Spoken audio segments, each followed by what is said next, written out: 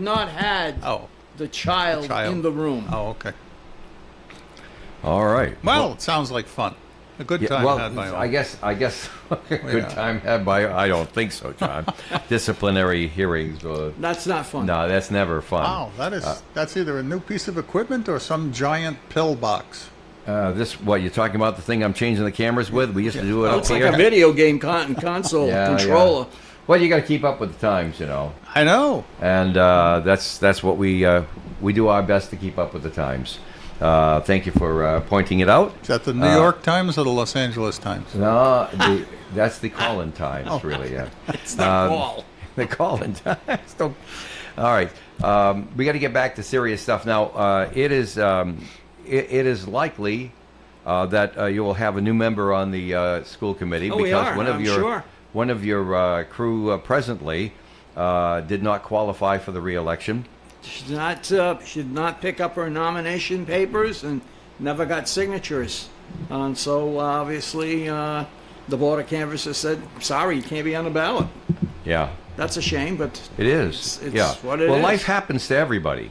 And Right. sometimes, a deadline's coming and going and you're not paying attention. I suppose I wouldn't want to say they're not paying attention, but I think it's the best thing to say because you don't know the circumstances. Right. We don't know. We don't know what the circumstances are. But deadlines were missed.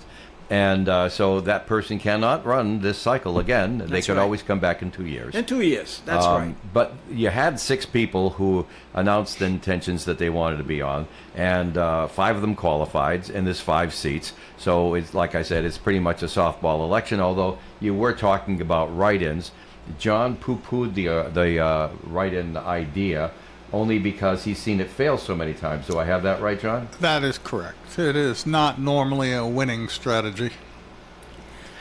Well, Right. it's seldom a strategy. It's usually a fallback position, right?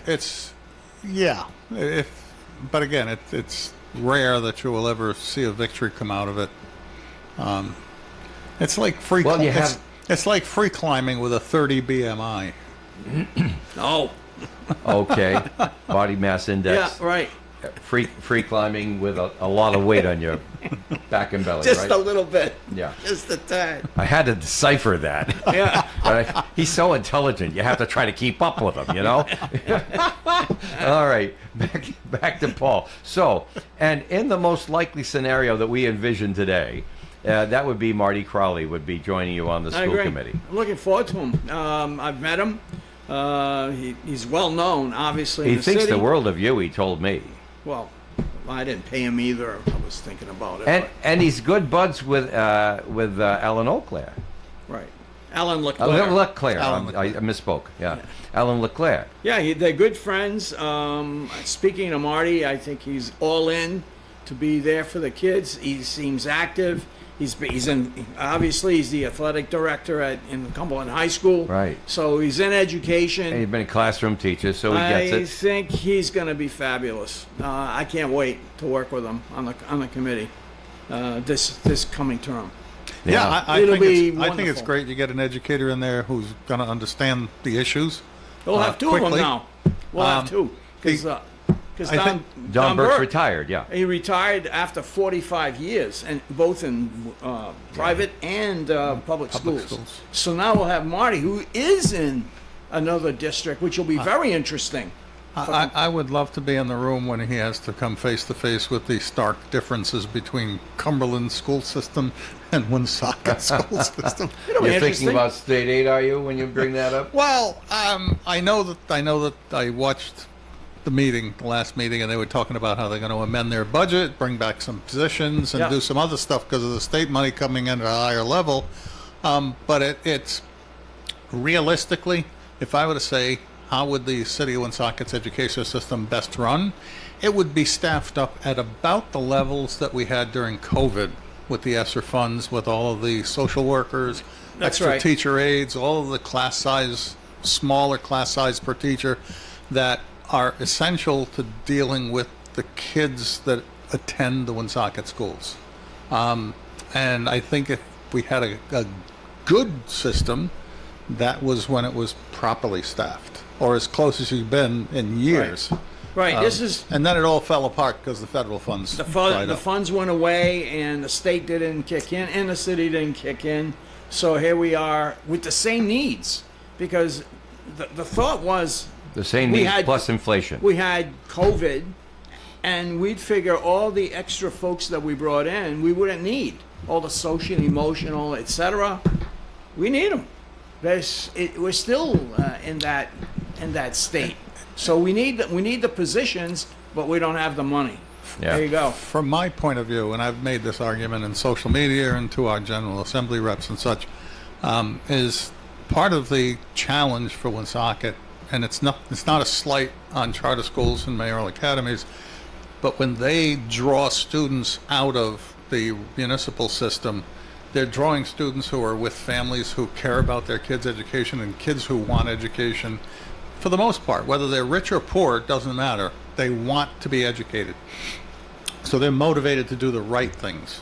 When you draw more of those kids out, then the ones that you're leaving behind are the ones who are new immigrants, illegal or otherwise, who may have no idea what their alternatives are. You have kids from troubled families who have psychological or addictive or just general behavior problems. And so There's always been those. They become, yes, but they become a higher concentration percentage-wise with the pool of students who are left.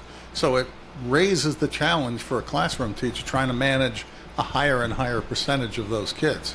And so you really do need more teacher aides. You need more social workers for doing family outreach. You need more of the social support that is less necessary in a charter school.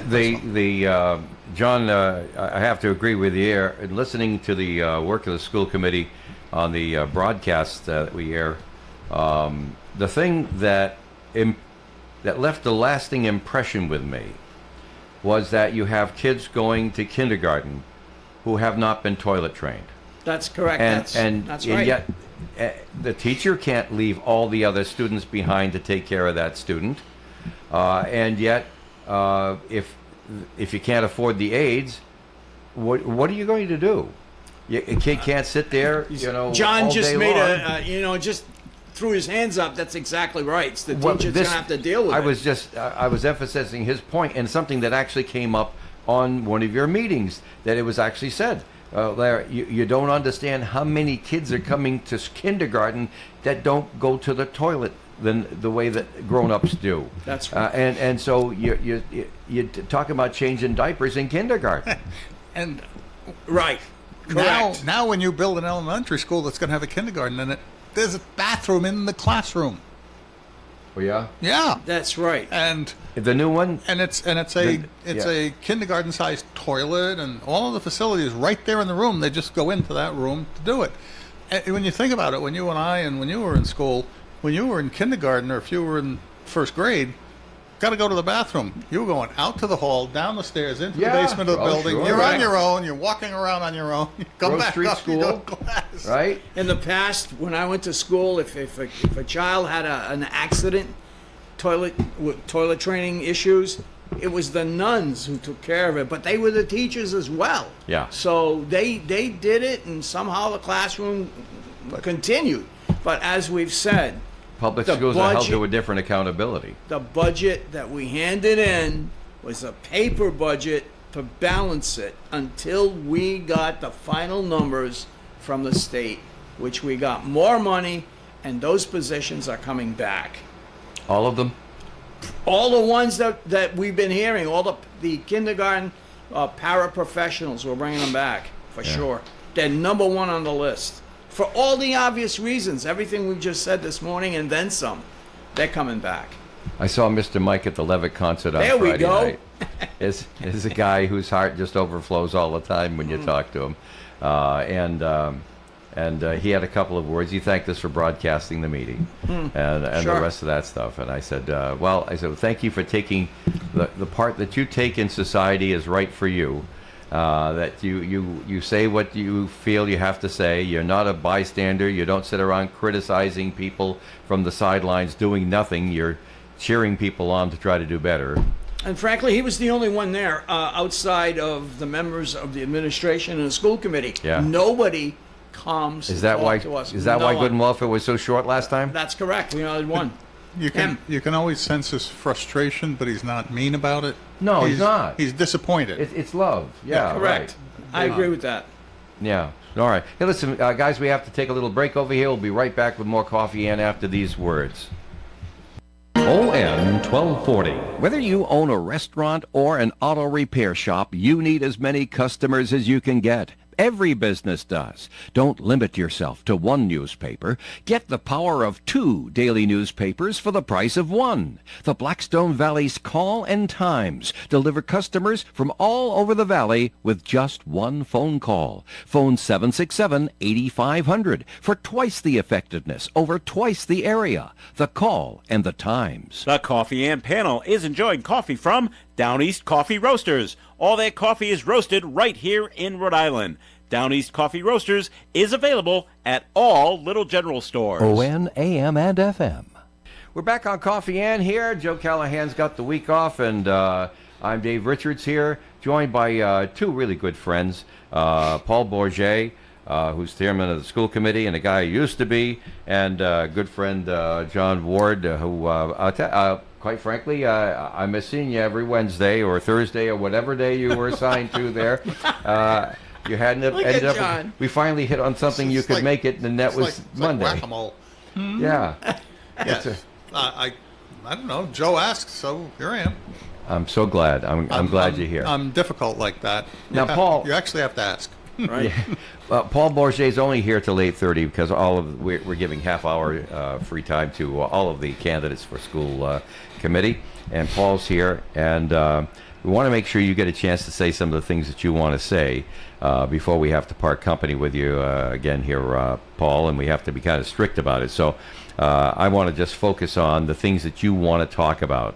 I know you are immensely excited about the new Nasuti Elementary School at Barry Field. I'm excited about Coleman because we're going to be shutting it down because Well, we're going to have the brand new building at Barry Field. Now, I heard rumors, Coleman, are they going to turn that into a community center or something That for I have Fairmount? no idea. I No. don't know what the city is going to do with that building. But you can't get it off your hands soon enough, right? You Right. as soon as it's empty and you don't need it, give it to the city. They can have it because we won't need it. We're building 1,000+ When we were student growing up, school. that was a modern school. Yeah, right. And look at us now. We didn't have gray hair then either. Now it's true. When I was growing up, I thought I attended First Communion class in the convent that was there before it was the Sacred Heart School was that built. takes us back. yeah. But the school is it is for me and for all of us, it's the biggest project we have going. And of course, we're working to fix the whole issue, the issues at Smithfield Road. We have Transport doing a complete look at all the traffic patterns and the redistricting that's going to happen. So that's being worked on. The building is going. We're watching the budget. We're meeting So far fairly we're on often target? on the building committee. So far we're on target with that? So far, we're on target, and we're on budget, all the good things, and I'm waiting for a shoe to drop, but it hasn't dropped yet. Well, yeah. It's a construction project, let's remember that. Yeah. But I want to be there that first day of school in the 27-28 school year to walk those kids in.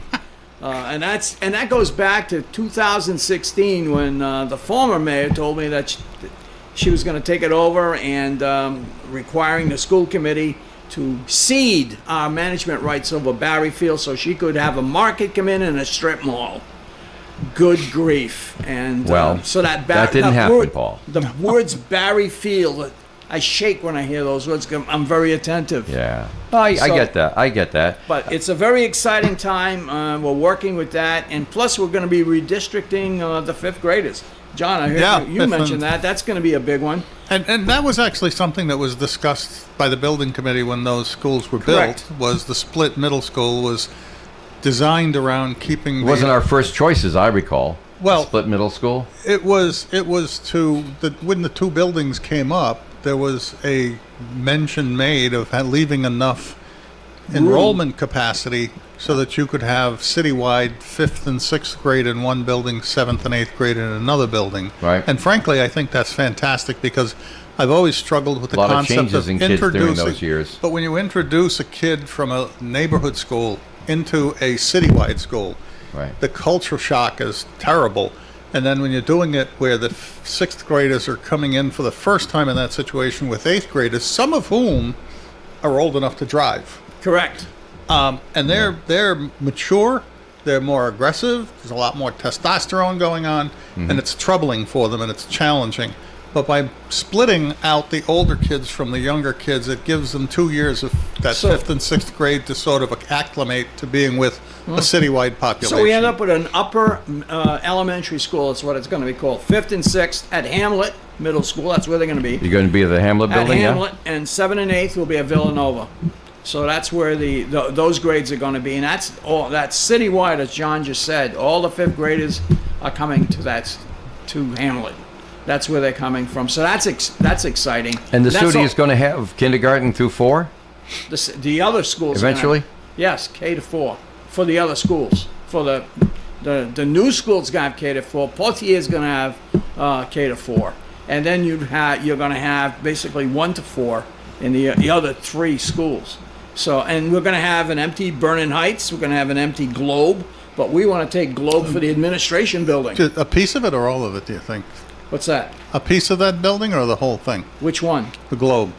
I think it's going to be the whole thing. The whole I think thing? it's going to be an administration. Don't forget, right now, when you go to McPhee, it's 3 floors. There's That's a true. That's basement true. down there. Yeah. There are people that work down there Yeah. that we never see. Oh, yeah. Right. So there's that. Second, so it'll be great to have. If it weren't for the high ceilings, you'd feel like a sardine at McPhee. Oh, yeah. It's- There's so much crammed in for every foot of space. Without a doubt. And it's very. I don't know how you can really manage a department in that building, because you got the superintendent on the 3rd floor, because I'll consider the basement, But, and you know- you got your CFO is on the 2nd floor. It's a real mess. I just spent 5 months part-time working with Smithfield School Department. Same thing there. They're in an elementary school. They've got the Right. facilities people in the basement. They've got the the finance and superintendent and assistant superintendent on the 1st floor. Special ed's up on the 2nd floor. You're always going up. It and doesn't work downstairs. well. It doesn't work well at all. So it'll be a great. It'll be what an improvement to our administration, and it's gonna. If they're at Globe, they're gonna be very close to the new school, which I think is a plus.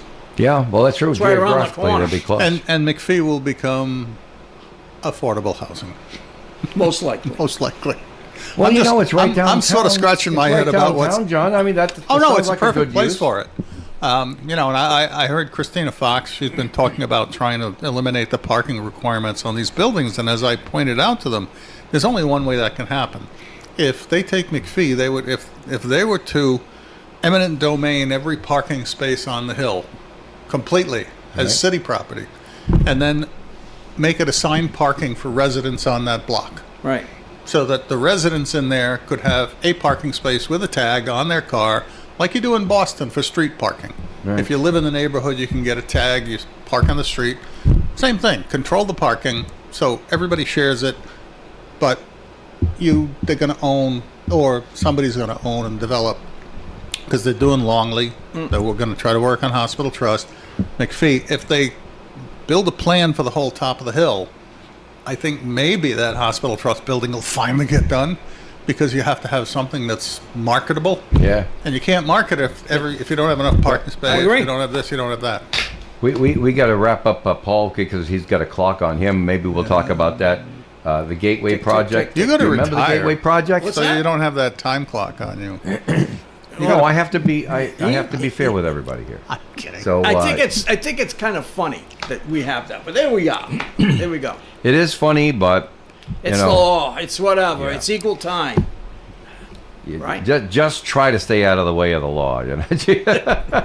They're out there for you. Before we go any further, and I wanted to pick that up with you, John, maybe in the next half of the program. But Paul Bourget, tell everybody why you'd love to be back on the school committee, and why they should be voting for you on November 3rd. They should be voting for me because I've got the experience. of having sat on the school committee for the last 11 years. We are well entrenched in all the projects, the major projects, which is not just budgeting. We've been conservative on budgeting. We're building the brand new schools. We've got a lot of redistricting that's going to happen. That's going to take experience. And so I think I've got the experience to handle this. I'm a CPA by training, and so I dive into the budget, and I work very closely with the office manager, with with our finance director, and we are conservative, and we make sure we have, quote, a black budget. We will not have a red budget. We will not show deficits. I'm very into the curriculum of the school. I sit on that committee. And it's all about the children. I like to work with parents. I love to work with teachers, and especially the students. It's really a joy for me. This is not work. This is really a calling, if you would. And don't forget to vote. Just because there are 5 of us, when you get into that booth, into that voting booth, you've got to vote for us. And there's 5 good people you should be voting for. Very good. Thank you very much, Paul, for coming. Thank you for having me. We'll be talking to John, the other it folks was nice running. seeing you today. Good seeing you, Paul. Best of luck. All right. And Paul's also running so that he can get elected so he can come back on the air often. Absolutely. Yeah, that's a great idea. All right. Very good. Well, folks, listen, we have to take a little break over here. We'll be right back. We'll start off our break with this message from Mattress Warehouse of Providence, which brings you the forecast. Sunny skies today with a high of 81 degrees and a calm wind. Tonight, patchy fog, increasing clouds, overnight low of 59. Tuesday's weather, partly sunny, high of 79, a breeze from the south up to 25 miles per hour, and a slight chance of rain late in the day. Tuesday night, 100% chance of rain. Wednesday, 80% chance of rain with a high of 83 and cloudy skies. Thursday, back to the sunshine and 80 degrees. Friday, beautiful sunny day, high of 83. Saturday, sunshine and 85 and calm. And Sunday, sunshine and 87 degrees. Buy one, get one free on select mattresses at Mattress Warehouse. Plus, get a free adjustable base with select purchases. Enter to win a $100 gas card or a bed gear bundle. Plus, one lucky winner gets their purchase made free up to $5,000.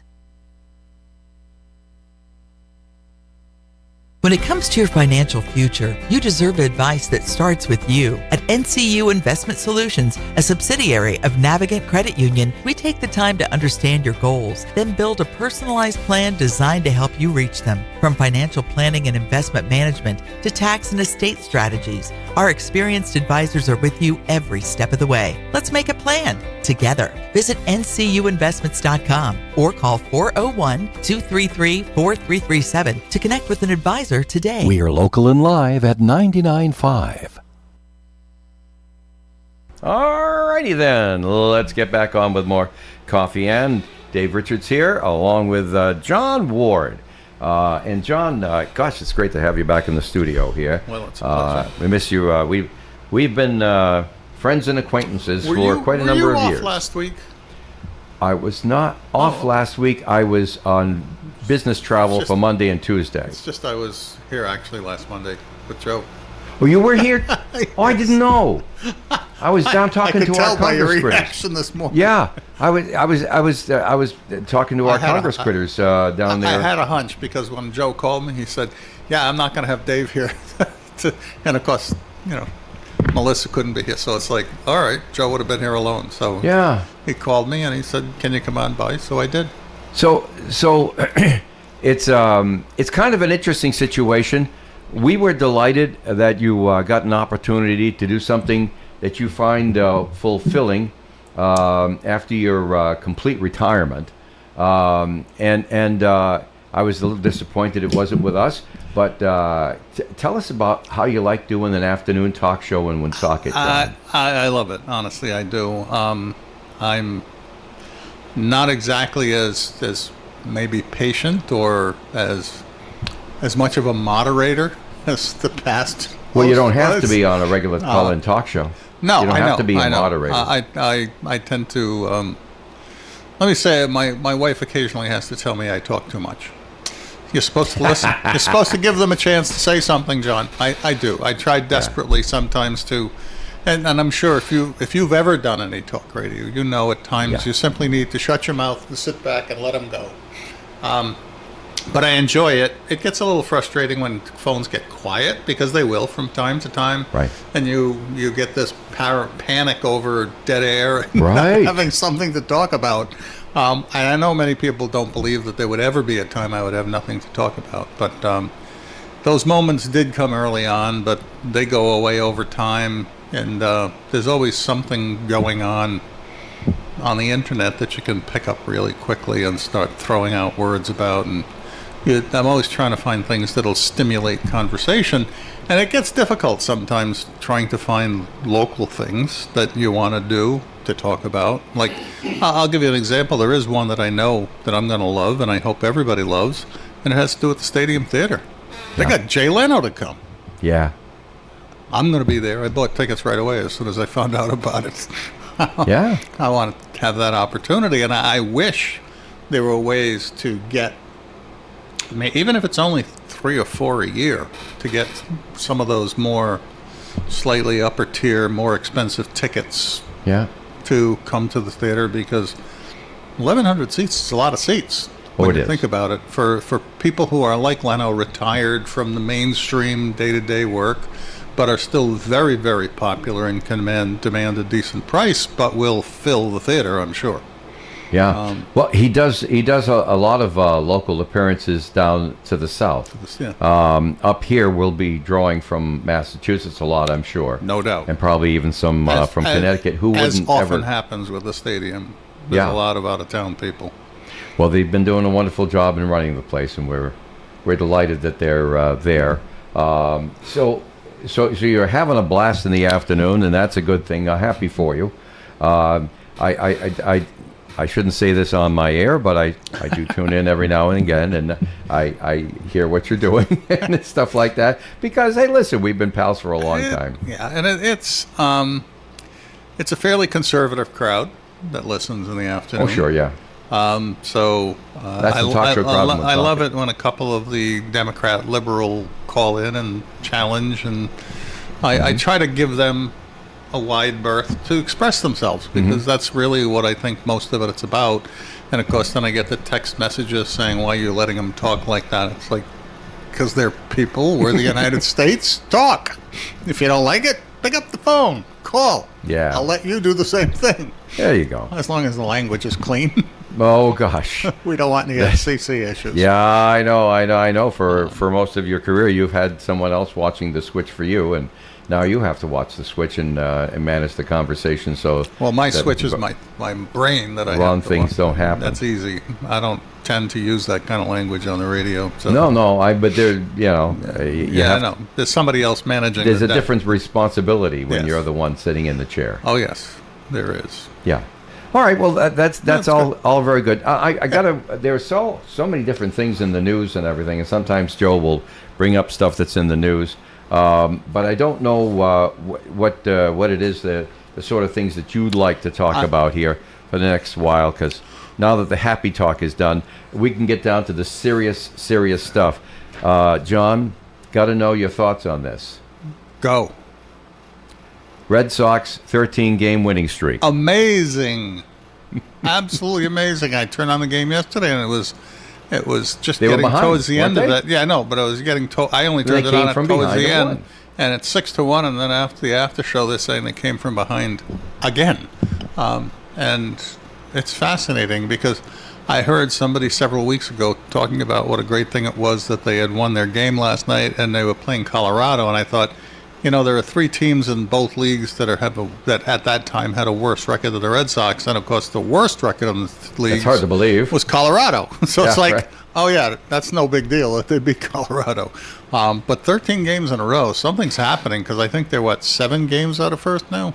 Yeah. Compared Well, to when they were within striking distance of the wild card slot, which I guess it's not an award, but it is something. It gives people hope that they Yeah. could end up in the playoffs.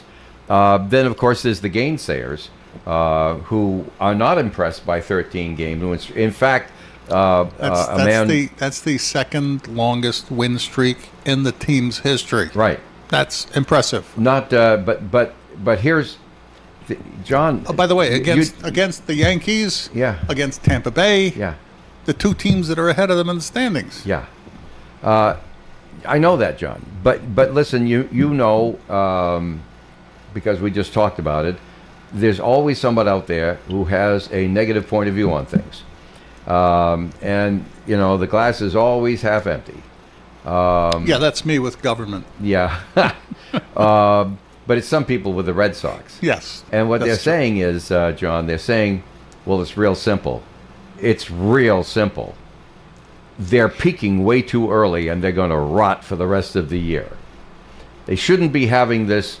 They shouldn't be having this winning streak, because it's unwise for them to have a winning streak at this time of the year, because then they'll have nothing left. They'll have spent their winning streak earlier, before the All-Star break, just after the All-Star break, and then when the playoffs come, they'll be booted out unceremoniously. What do you think? I know that's a very easy thing to say, especially people who follow quote-unquote statistics, because statistics say that will happen. Mm-hmm. And there will be some low point to this whole thing.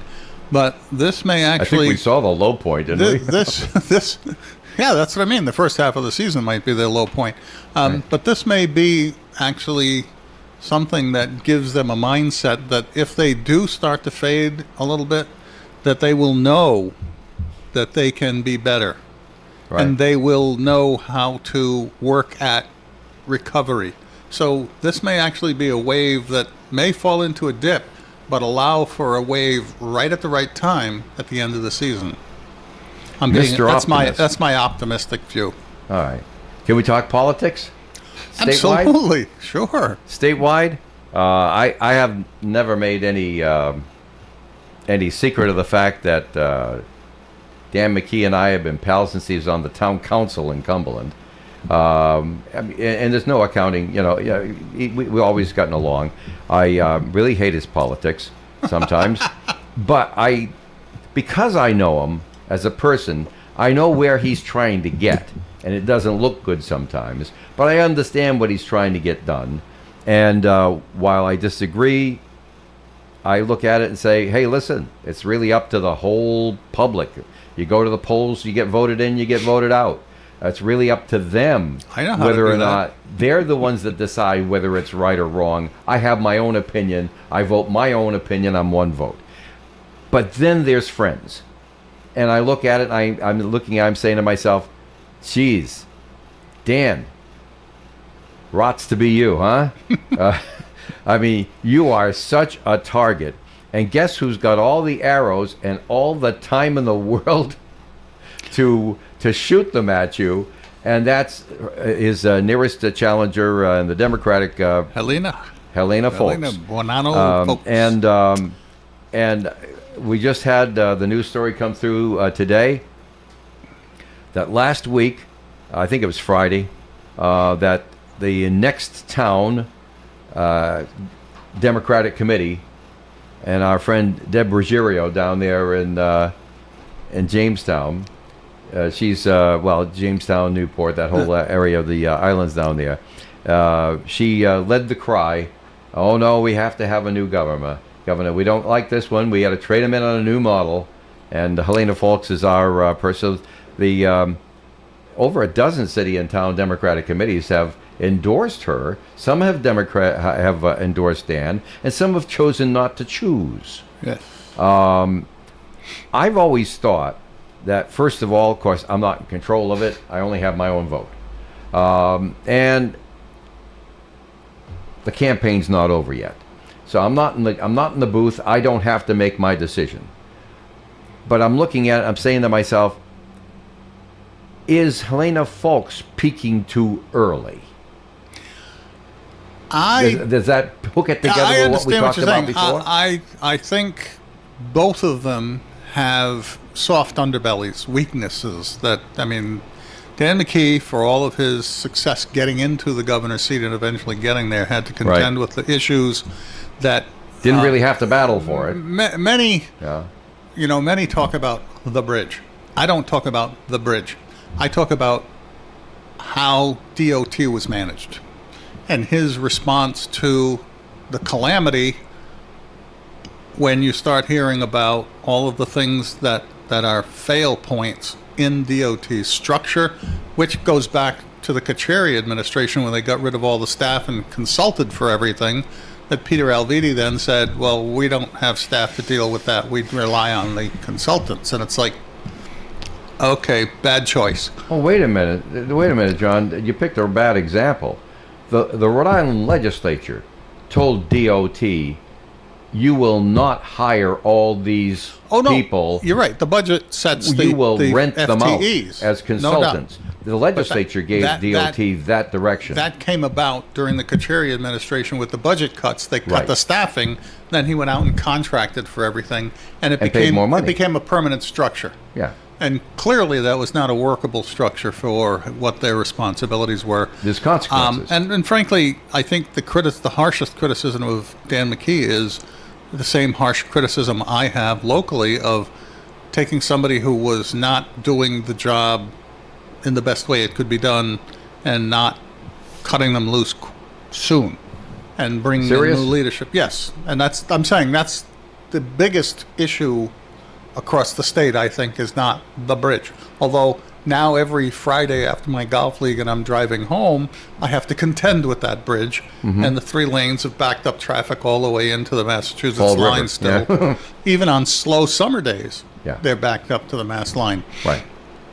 So it's frustrating, and that frustration manifests itself in bad approval ratings.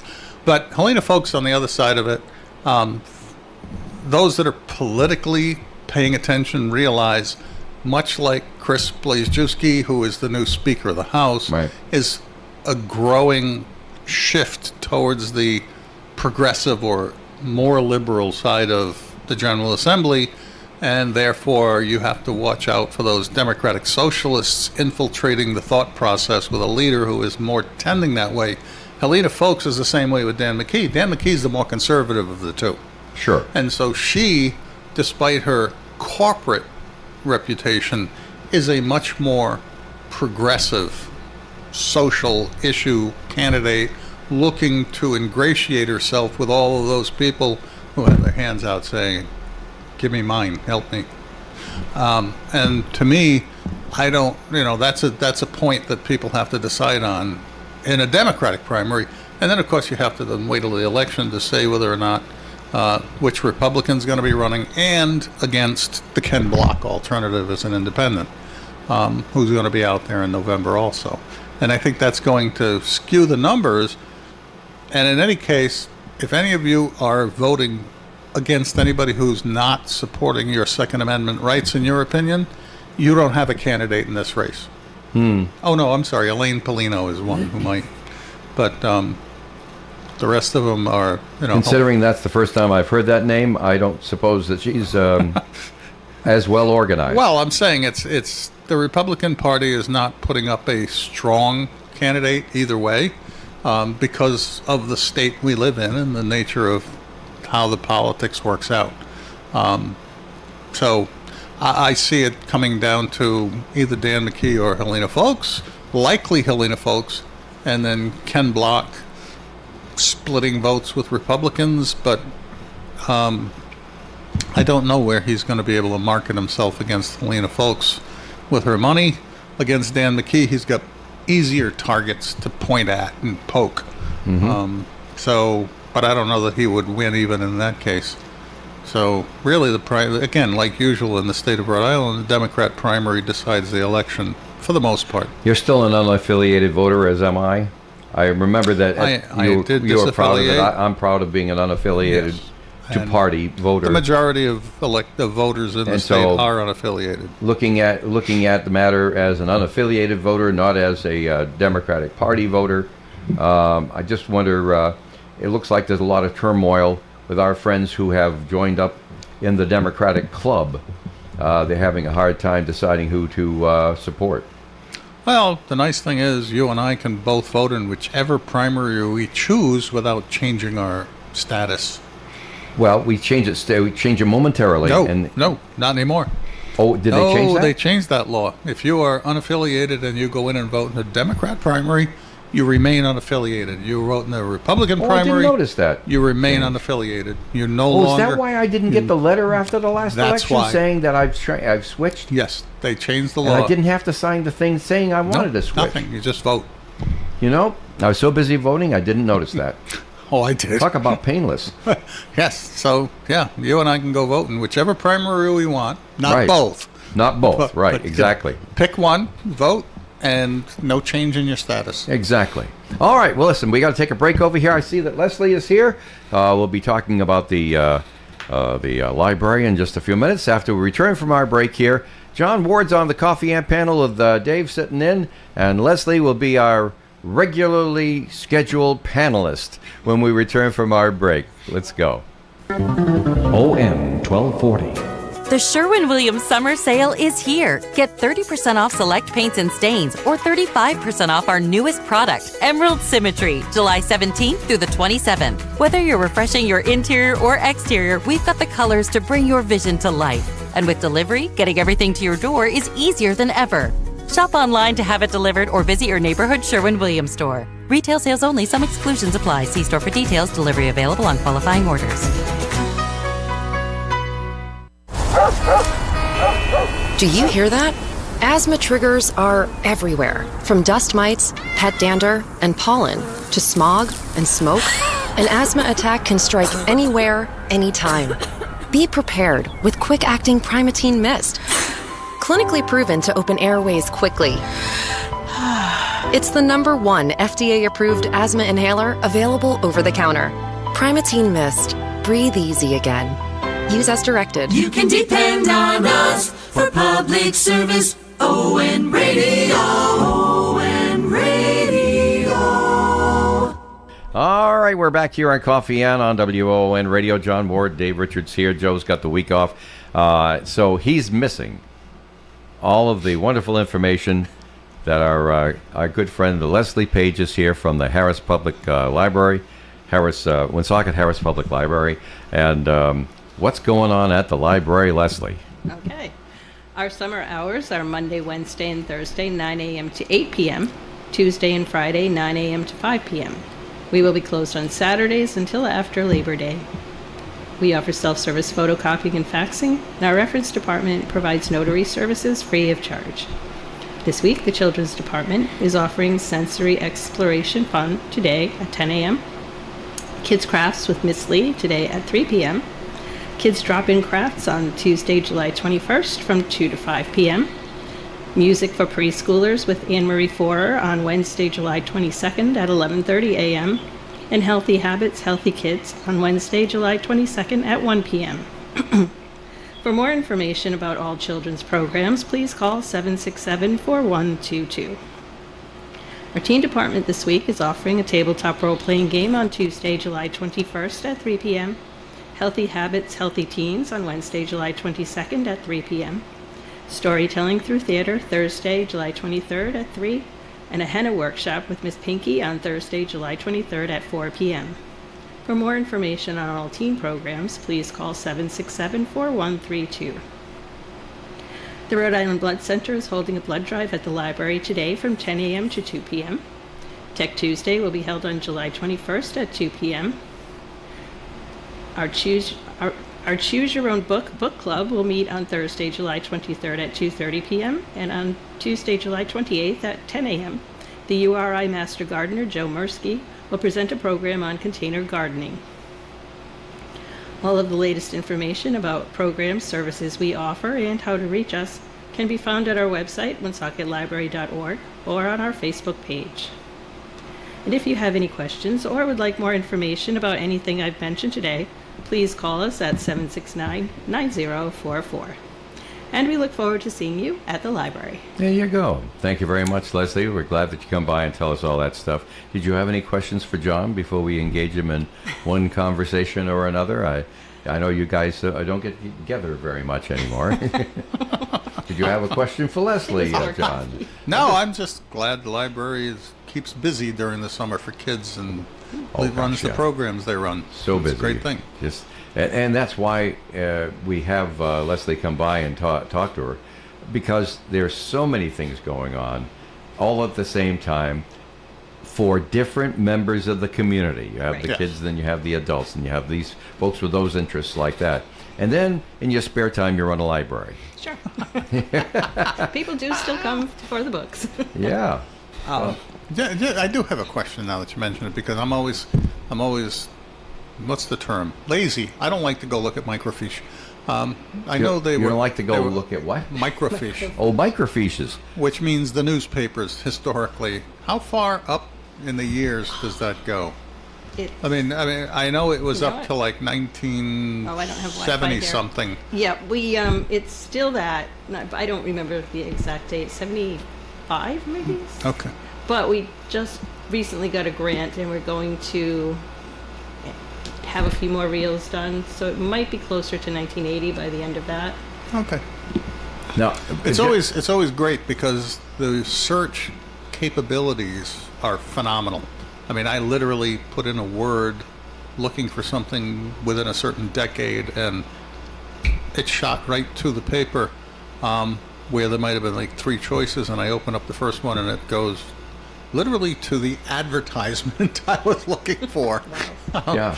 And it picked the word out of the advertisement and identified it. So it's capable of identifying words within the entire scope of all of the newspapers Yeah. that have been For- scanned. For the folks who aren't familiar with what we're talking about, down through many years, your local newspaper was the Woonsocket Call-In Evening Reporter. They would take a copy and they would photograph it. It would go up on a reel of film, all the different editions and different pages from the editions, and it would be saved on basically on film. We call it a microfiche because it was a flat style film. It wasn't like a film you run in a projector. Well, actually, the films they have are microfilm. They're actually Yeah. on a reel. They're, what we Well, do. yeah, but that's just how you hooked them all together. Right. But it's a two-dimensional Oh, yeah. picture, Right. And so what happened next is that you got so many of them, and then to go through them, I know I had to go through microfiche at one time. You had to figure out where you wanted to go in time, then start looking and scanning with your own eyes and things like that. Now, it's a costly process, a very careful process, but basically it's optical character recognition so that a computer actually gets the words Right. put into it as if it were text in a computer. It's no longer a picture. It's been now delineated into words and photographs together Right. for computer. And we all know what computers can do. And it's a wonderful thing. It is. It is, and it gets very heavy use all over the world. Because we can see where people are logging in from. Yeah. Yeah. Very nice. All right, we've got just a couple of minutes left here, and John, I think that since we're down to our last couple of minutes here, Kim Garneau is coming up, so we cannot be tardy in getting off the air. We're going to ask you what is it that you'd like to talk with us about this morning? You have a question that you want to, a statement you want to make? Is there something that's bugging you that you want to get off your chest here? No. Nothing bothers you? No. I just want to thank and congratulate all the candidates who have signed up and received their official declaration. You used to be one of them. but Candidates, yes. You figured that you ran that course, and it's time for a different part of life. 30 years was enough for me. I have things to do with There are those who would grandchildren. like to be able to vote for you again. I know there are. And I suppose if I wanted to have some real fun, I would have run for school committee again. Well, it would have been somewhat easy. It might have been an easy lift. I don't know. With the guys that are in there as incumbents, it might have been tough. In any case, I just want to thank everybody who's running, congratulate them, and for doing it. And I'm looking forward to watching what I think will be an interesting campaign for mayor before the primary. Well, we do have some decisions to make. Yes. First, the mayor is the only office that we have here in Woonsocket that will have a preliminary election. Preliminary. On primary day, which is the Wednesday, not the Tuesday. Which after just Labor goes Day. to confuse more and more people. Sure. That it's a primary. Primary is a function of party politics. Woonsocket has nonpartisan elections, so you can't call it a primary. You call it a preliminary. You do it on the same day as the party primary to save money. Did I get it right? You got it right, and on top of that, there is no local state official that's in a primary with a competitor. It will only be the state office holders. That's right. That will be in a primary, either Republican or Democrat, for the various statewide executive offices. But it'll probably be enough to get folks out to... A few. It's not going to be a big turnout. Well, I don't know. It depends on how that mayoral race comes together, don't you think? Well, I think it's more about how the governor's races come out with Helena Foulkes and Dan McKee. Well, whichever one draws them to the polls, they're going to draw them there. The question then becomes how many from Woonsocket will be that enthusiastic and motivated to come out and pay attention to that. I'm not sure. John, thanks so much for coming by and helping me out here for an hour's time. It's great to see you again. Hope we can do it again soon. Yeah, pleasure. Great. All right. And Leslie, always lovely to see you. Well, thank you, and thank you for having me. Back down to our Harris Public Library. We're so proud of that place. Thank you so much for being here. Kim Garneau's got Blessings in Health coming up. Blessings in Good Health, I should say. Get it right there. And tomorrow, Joe will still be on vacation, so we get a chance to talk with me. And who's going to be with us tomorrow? Linda Teeble will be here, AJ Brissett, and Steve Healy will be here, and we'll just shoot the breeze for an hour like we have since 1946 on Coffee and. Thanks for being with us. If you missed any portion of it, pick it up on demand at WoonSocketRadio.com and WooneyTV.com. Make it a good day. Broadcasting live and local daily from the Navigant Credit Union broadcast studio at the corner of Park Avenue and Kennedy Street. This is WOON Woonsocket Radio. And now, the news. NBC News Radio, I'm Michael Kastner. President Trump wants Iran included in a Russia sanctions bill. The measure would impose mandatory sanctions on Russian political and military leaders, as well as oligarchs, state-owned enterprises, and foreign companies that support Russia's defense industrial base. In a True Social post on Sunday, Trump called on Republicans to add Iran to the bill. For just the second time in history, Spain has won the FIFA World Cup. More from Rory O'Neill. After more than a month of competition across North America, Spain captured the title by knocking off defending champs Argentina 1-0.